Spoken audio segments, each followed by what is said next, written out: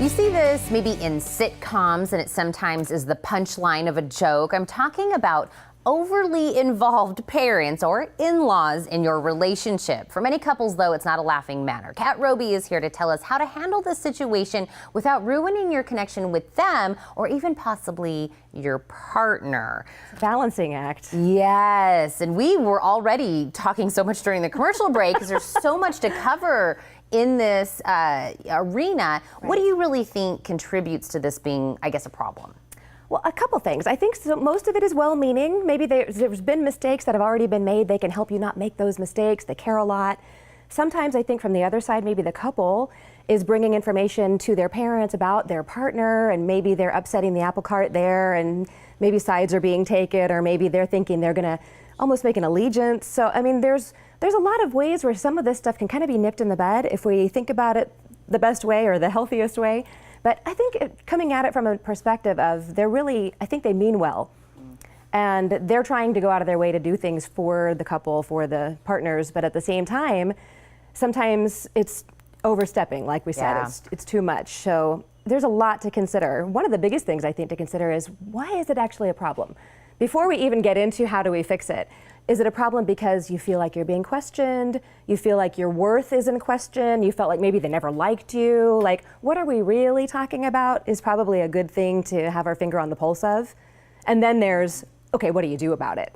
Which I think, and I'm telling you, there's so many, even what you just said, I'm like, I want to say this and this and this. Because in even what you were saying is, I think you're right. If you step back for a second and you kind of say, you know, they really are coming from a good place. They really just, you know, they want to help. But even we'll say, even though we're adults, as kids, we're like, let me figure it out. Yeah. You know, I don't need you hovering over me. So I think that's where it gets a little defensive and a little everything. So let's go to the fixing portion. So if somebody, they're there, they are in that situation, they're saying, man, my in-laws, maybe they take my husband's side, or they just have general things to say. How do I say, maybe a little, could you just like take it baby step back?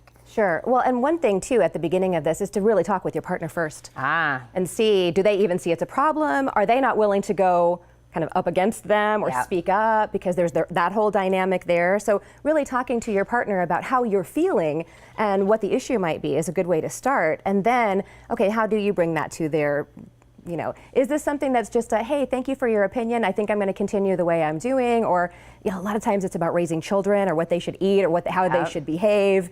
You know, like, thank you so much, and we're going to do it this way. So I think there's really a balancing act. I kind of quipped that at the beginning, but I'm thinking between understanding what's really the best option and kind of letting go when it doesn't really matter as much, that's the place where we want to hang out. Like, check with, why am I feeling so defensive? Am I feeling questioned? Okay, we can work with that piece too.